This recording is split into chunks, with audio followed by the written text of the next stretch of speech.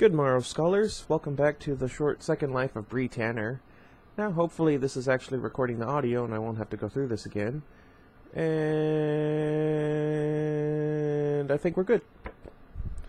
Alright, I believe we had 21 pages left, so that would put us where? Let's see how many pages there are.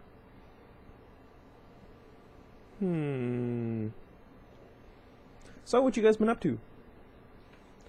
Okay, there's 78. So let's go to 56 and 57, or 156. Anyway.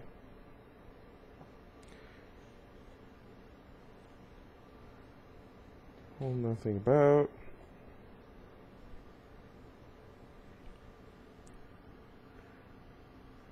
I forgot where we left off. No! Hang on. Okay, I think it was here. Behind Jasper, 4 vampires were spaced out in a loose line with their backs to me. One was Esme, with her were a tall blonde woman, a tiny black-haired girl, and a dark-haired male vampire so big that he was scary just to look at, the one I'd seen kill Kevin. For an instant I imagined that vampire getting a hold on Raoul. It was a strangely pleasant picture. Ugh. I grimaced for 2 different reasons. There were 3 more vampires behind the big one. I couldn't see exactly what they were doing with him in the way. Carlyle was kneeling on the ground, and next to him was a male vampire with dark red hair.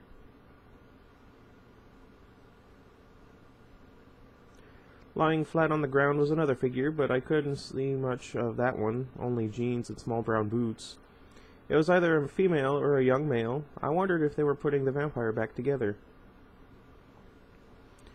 So, 8 yellow eyes total, plus all that howling before. Whatever strange kind of vampire that had been, there had been at least 8 more voices involved. 16, maybe more. More than twice as many as Riley had told us to expect. I found myself fiercely hoping that those black-cloaked vampires would catch up to Riley, and that they would make him suffer. The vampire on the ground suddenly started to get slowly to her feet, moving awkwardly, almost like she was some clumsy human. The breeze shifted, blowing the smoke across me and Jasper. For a moment, everything was invisible except for him. Though I was not as blind as before, I suddenly felt much more anxious. For some reason. It was like I could feel the anxiety bleeding out of the vampire next to me. The light wind gusted back in the next second, and I could see and smell everything. Jasper hissed at me furiously and shoved me out of my crouch and back onto the ground. It was her, the human, I'd been hunting just a few minutes ago. The scent my whole body had been focused toward, the sweet, wet scent of the most delicious blood I'd ever tracked. My mouth and throat felt like they were on fire. I tried wildly to hold on to my reason, to focus on the fact that Jasper was just waiting for me to jump up again so that he could kill me, but only a part of me could do it. I felt like I was about to pull into 2 halves, trying to keep myself here. The human named Bella stared at me with stunned brown eyes. Looking at her, I made it worse. I could see the blood flushing through her thin skin. I tried to look anywhere else, but my eyes kept circling back to her. The redhead spoke to her in a low voice. She surrendered. That's one I've never seen before. Only Carlyle would think of offering. Jasper doesn't approve. Carlyle must have explained to that one when my ears were covered. The vampire had both his arms around the human. Around the human girl. There we go. Hang on. And she had both hands pressed to his chest. Her throat was just inches from his mouth, but she didn't look frightened of him at all. And he didn't look like he was hunting. I had tried to wrap my head around the idea of a coven with a pet human, but this was not close to what I had imagined. If she'd been a vampire, I would have guessed that they were together. Is Jasper all right? The human whispered. He's fine. The venom stings, the vampire said. Was he bitten? She asked, sounding shocked by the idea. Who was this girl? Why did the vampires allow her to be with them? Why hadn't they killed her yet? Why did she seem so comfortable with them, like they didn't scare her? She seemed like she was a part of this world, and yet she didn't understand its realities. Of course Jasper was bitten. He just fought and destroyed my entire coven. Did this girl even know what we were? Ugh. The burn in my throat was impossible. I tried not to think about washing it away with her blood, but the wind was blowing her smell right in my face. It was too late to keep my head. I had scented the prey I was hunting, and nothing could change that now. He was trying to be everywhere at once, the redhead told the human, trying to make sure Alice had nothing to do, actually. He shook his head as he looked at the tiny black-haired girl. Alice doesn't need anyone's help. What? The vampire named Alice shot a glare at Jasper. Overprotective fool, she said in her clear soprano voice. Jasper met her stare with a half-smile, seeming to forget for a second that I existed. I could barely fight the instinct that wanted me to make use of his lapse and spring at the human girl. It would take less than an instant, and then her warm blood I could hear pumping through her heart, would quench the burn. She was so close. The vampire with the dark red hair met my eyes with a fierce warning glare, and I knew I would die if I tried to go for the girl. But the agony in my throat made me feel like I would die if I didn't. It hurt so much that I screamed out loud in frustration. Jasper snarled at me, and I tried to keep myself from moving, but it felt like the scent of her blood was a giant hand yanking me off the ground. I had never tried to stop myself from feeding once I had committed to a hunt. I dug my hands into the ground looking for something to hold on to, but finding nothing. Jasper leaned into a crouch, and even knowing I was 2 seconds from death, I couldn't focus my thirsty thoughts. And then Carlyle was right there, his hand on Jasper's arm. He looked at me with kind, calm eyes. "Have you changed your mind, young one?" he asked me. We don't want to destroy you, but we will if you can't control yourself." This is gonna get awkward, so please, bear with me. "How can you stand it?" I asked him, almost begging. Wasn't he burning too? I want her. I stared at her, desperately wishing the distance between us was gone. "What? Oh." My fingers raked uselessly through the rocky dirt. "You must stand it," Carlyle said solemnly. "You must exercise control. It is possible, and it is the only thing that will save you now. If being able to tolerate the human the way these strange vampires did was my only hope for survival, then I was already doomed. I couldn't stand the fire, and I was of two minds about survival anyway." "What?" "I didn't want to die, I didn't want pain, but what was the point? Everyone else was dead. Diego had been dead for days." His name was right on my lips. I almost whispered it aloud. Instead, I gripped my skull with both hands and tried to think about something that wouldn't hurt. Not the girl, not Diego. It didn't work very well. "Shouldn't we move away from her?" the human whispered roughly, breaking my concentration. My eyes snapped back to her. Her skin was so thin and soft, I could see the pulse in her neck. "We have to stay here," the vampire said the vampire she was clinging to. "They are coming to the north end of the clearing now." "They?" I glanced to the north, but there was nothing but smoke. Did he mean Riley and my creator? I felt a new thrill of panic, followed by a little spasm of hope. There was no way she and Riley could stand against these vampires who had killed so many of us, was there? Even if the Howley ones were gone, Jasper alone looked capable of dealing with the two of them. Or did he mean this mysterious Volturi? The wind teased the girl's scent across my face again, and my thoughts scattered. I glared at her thirstily. The girl met my stare, but her expression was so different from what it should have been. Though I could feel that my lips were curled back from my teeth, though I trembled with the effort to stop myself from springing at her, she did not look afraid of me. Instead, she seemed fascinated. It almost looked like she wanted to speak to me, like she had a question she wanted me to answer. Then Carlyle and Jasper began to back away from the fire, and me, closing ranks with the others and the human. They all were staring past me into the smoke, so whatever they were afraid of was closer to me than it was to them. I huddled tighter to the smoke in spite of the nearby flames. Should I make a run for it? Were they distracted enough that I could escape? Where would I go? To Fred? Off on my own, to find Riley and make him pay for what he'd done to Diego? As I hesitated, mesmerized by that last idea, the moment passed. I heard movement to the north and knew I was sandwiched between the yellow eyes and whatever was coming. A dead voice said from behind the smoke. In that one syllable I knew exactly who it was, and if I hadn't been frozen solid with mindless terror, I would have bolted. It was the Dark Cloaks. What did this mean? Would a new battle begin now? I knew that the dark-cloaked vampires had wanted my creator to succeed in destroying these yellow eyes. My creator had clearly failed. Did that mean they would kill her? Or would they kill Carlisle and Esme and the rest here instead? If it had been my choice, I knew who I would want destroyed, and it wasn't my captors.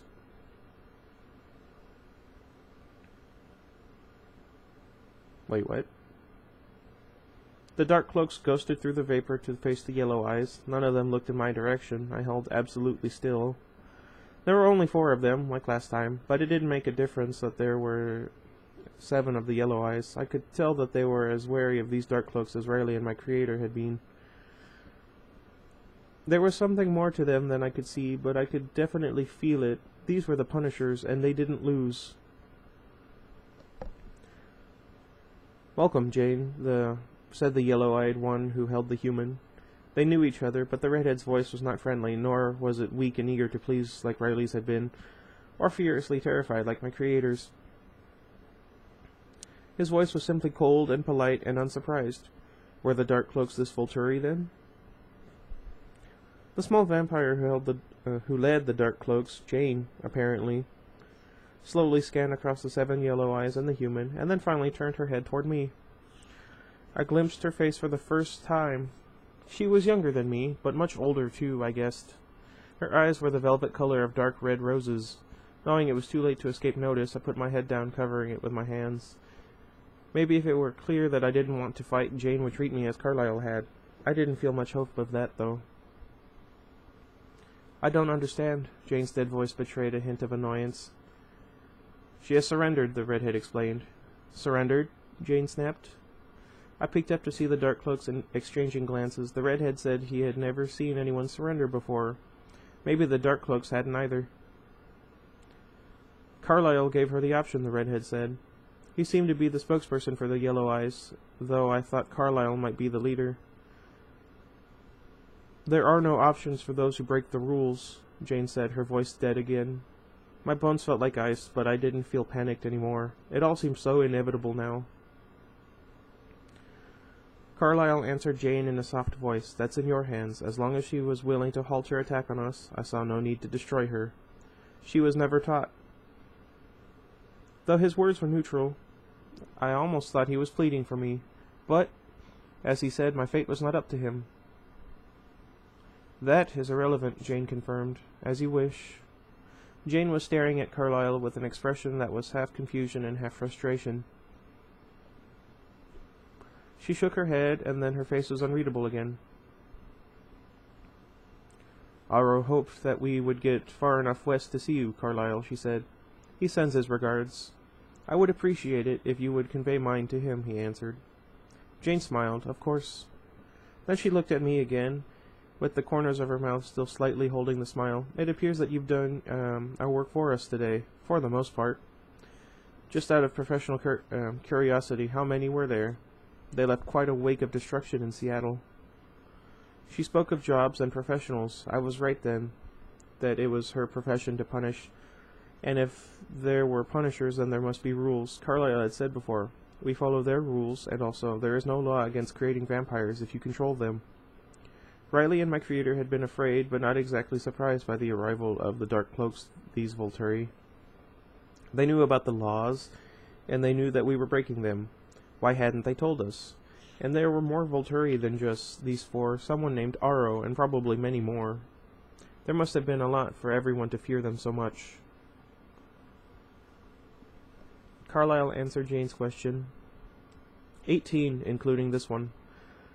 There was a barely audible murmur among the what? Again with the murmurs. Among the 4 dark cloaks. 18, Jane repeated, a note of surprise in her voice. Our creator had never told Jane how many of us she'd created. Was Jane really surprised, or just faking it? All brand new, Carlyle said. They were unskilled.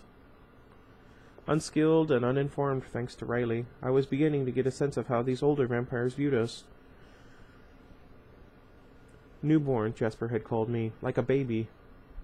All, Jane snapped. Then who was their creator? As if they hadn't already been introduced, this Jane was a bigger liar than Riley, and she was so much better at it than he was. Her name was Victoria, the redhead answered. How did he know that when even I didn't? I remembered that Riley said that there was a mind reader in this group. Was that how they knew everything? Or was that another of Riley's lies? Was? Jane asked. The redhead jerked his head toward the east like he was pointing. I looked up and saw a cloud of thick lilac smoke billowing from the side of the mountain. Was. I felt a similar kind of pleasure to what I'd felt imagining the big vampire shredding Raoul, only much, much greater. This Victoria, Jane asked slowly. She was an addition to the 18 here? Yes, the redhead confirmed. She had only one other with her. He was not as young as this one here, but no older than a year. Riley. My fierce pleasure intensified. When I died today, at least I didn't leave that loose thread. Diego had been avenged. I almost smiled.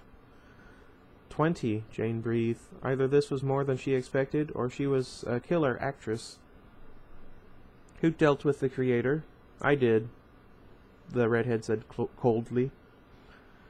Whoever this vampire was, whether he kept a pet human or no, he was a friend of mine. Even if he were the one to kill me in the end, I would still owe him. Jane turned to stare at me with narrowed eyes. You there, she snarled. Your name. I was dead anyway, according to her, so why give this lying vampire anything she wanted? I just glared at her. Jane smiled at me, the bright, happy smile of an innocent child, and suddenly I was on fire. It was like I'd gone back in time to the worst night of my life. The fire in every vein of my body, covering every inch of my skin, gnawing through the marrow of every bone. It felt like I was buried in the middle of my coven's funeral bonfire, with the flames on every side. There wasn't a single cell in my body that wasn't blazing with the worst agony imaginable. I could barely hear myself scream over the pain in my ears. Your name, Jane said again, and as she spoke the fire disappeared, gone like that, as if I'd only been imagining it. Bree, I said as fast as I could, still gasping though the pain wasn't there anymore. Jane smiled again, and the fire was everywhere. How much pain would it take before I would die of it? The screams didn't even feel like they were coming from me anymore. Why wouldn't someone rip my head off? Carlyle was kind enough for that, wasn't he? Or whoever their mind reader was, couldn't he or she understand and make this stop? She'll tell you anything you want to know, the redhead growled. You don't have to do that. The pain vanished again, like Jane had turned off a light switch. I found myself face down on the ground, panting as if I needed air. Oh, I know, I heard Jane say cheerfully. Bree. I shuddered when she called my name, but the pain didn't start again. Is his story true? She asked me. Were there 20 of you? The words flew out of my mouth. 19 or 20, maybe more, I don't know. Sarah and the one whose name I don't know got in a fight on the way. I waited for the pain to punish me for not having a better answer, but instead Jane spoke again. And this Victoria, did she create you? I don't know, I admitted fearfully. Riley never said her name. I didn't see that night. It was so dark, and it hurt. I flinched. He didn't want us to be able to think of her. He said that our thoughts weren't safe. Jane shot a glance at the redhead, then looked at me again. Tell me about Riley, she said. Why did he bring you here? I recited Riley's lies as quickly as I could. Riley told us that we had to destroy the strange yellow eyes here. I don't know. He said it would be easy. He said that the city was theirs and they were coming to get us. He said once they were gone, all the blood would be ours. He gave us her scent. I pointed in the human's direction. He said we would know that we had the right coven because she would be with them. He said whoever got to her first could have her. It looks like Riley was wrong about the easy part, Jane said, a hint of teasing in her voice. It seemed like Jane was pleased with my story. In a flash of hindsight, I understood that she was relieved Riley hadn't told me or the others about her little visit to our creator. This was the story she wanted the Yellow Eyes to know, the story that didn't implicate Jane or the dark-cloaked Volturi. Well, I could play along. Hopefully the mind reader was already in the know. I guess they couldn't do anything about it anyway. I nodded, agreeing with Jane's little joke, and sat up because I wanted the mind reader's attention, whoever that was. I continued with the version of the story that any other member of my coven would have been able to give. I pretended I was Kevin, dumb as a bag of rocks and totally ignorant. I don't know what happened. That part was true. The mess on the battlefield was still a mystery. I had never seen any of Christie's group. Did the secret Howler vampires get them? I would keep that secret for the Yellow Eyes. We split up, but the others never came, and Riley left us. And he didn't come to help like he promised, and then it was so confusing, and everybody was in pieces. I flinched at the memory of the torso I'd hurtled. I was afraid. I wanted to run away. I nodded at Carlyle. That one said they wouldn't hurt me if I stopped fighting. This wasn't betraying Carlyle in any way. He had already told Jane as much.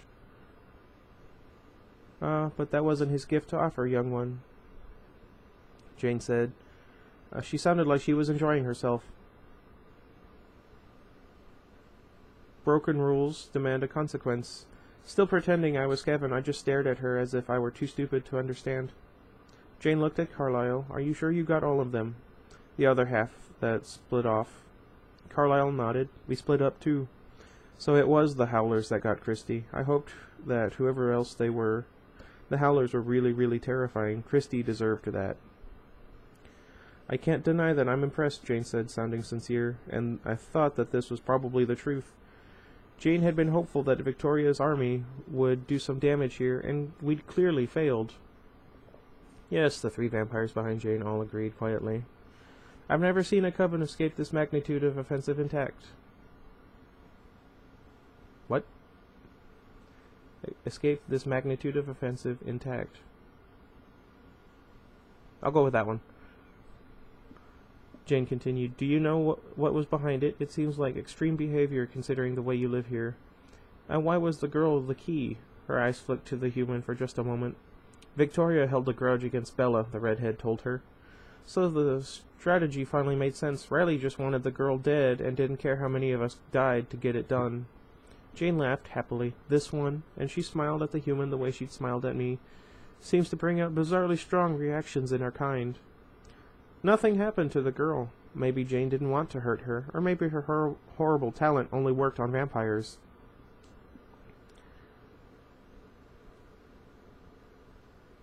Would you please not do that? The redhead asked in a controlled but furious voice. Jane laughed again. Just checking. No harm done, apparently. I tried to keep my expression Kevin-ish and not betray my interest, so Jane couldn't hurt this girl the way she'd hurt me, and this was not a normal thing for Jane. Though Jane was laughing about it, I could tell it was driving her crazy. Was this why the human girl was tolerated by the Yellow Eyes? But if she was special in some way, why didn't they just change her into a vampire? Well, it appears that there's not much left for us to do, Jane said, her voice a dead monotone again. Odd. We are not used to being rendered unnecessary. It's too bad we missed the fight. It sounds like it would have been entertaining to watch. Yes, the redhead retorted, and you were so close. It's a shame you didn't arrive just a half an hour earlier. Then perhaps you could have fulfilled your purpose here. I fought a smile, so the redhead was the mind reader, and he'd heard everything I wanted him to hear. Jane wasn't getting away with anything.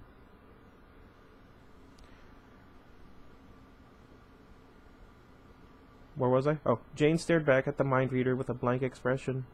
Yes, quite a pity how things turned out, isn't it? The mind reader nodded, and I wondered what he was hearing in Jane's head. Jane turned her blank face to me now. There was nothing in her eyes, but I could feel that my time had run out. She'd gotten what she needed from me. She didn't know that I'd also given the mind reader everything I could, and protected his coven secrets too. I owed him that. He'd punished Riley and Victoria for me. I glanced at him from the corner of my eye and thought, thanks. Felix, Jane said lazily. Wait, the mind reader said loudly. He turned to Carlyle and spoke quickly. We could explain the rules to the young one. She doesn't seem unwilling to learn.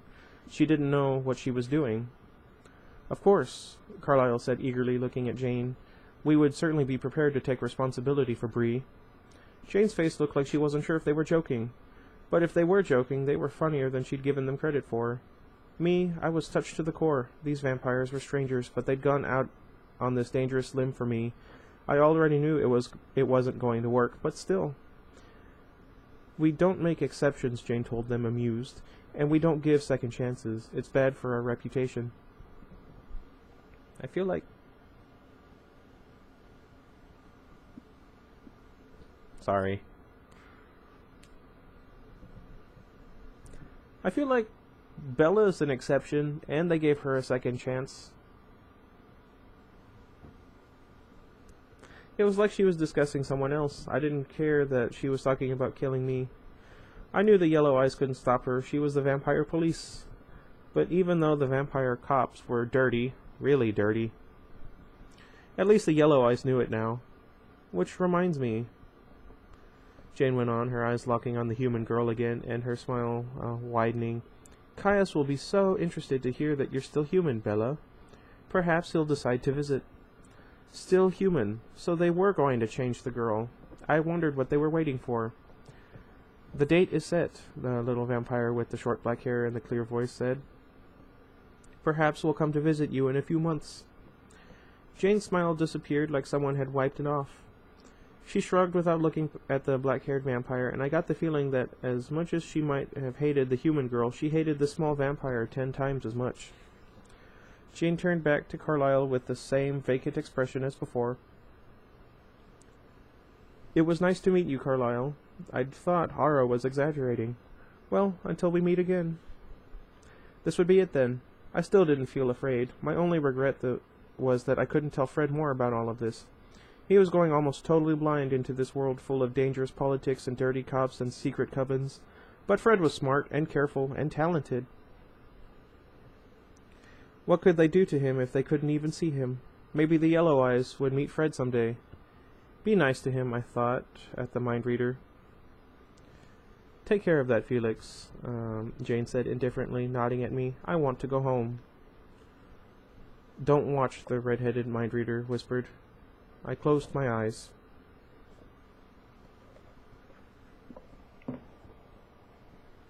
Well, that's sad. Let me know if I should continue and rewrite the ending. Although I think there's really only one way I could save her. I'm sure you guys have already figured it out. Anyway, that's it for the short second life of Bree Tanner. With any luck, I'll be getting up to the bookstore this afternoon. I guess I could go right now once I upload this. It would take me probably 2 hours to get there and then 2 hours to get back. What time is it now for me? Yikes. I had a really rough night the last couple of nights at work, and I slept in pretty late, even for me.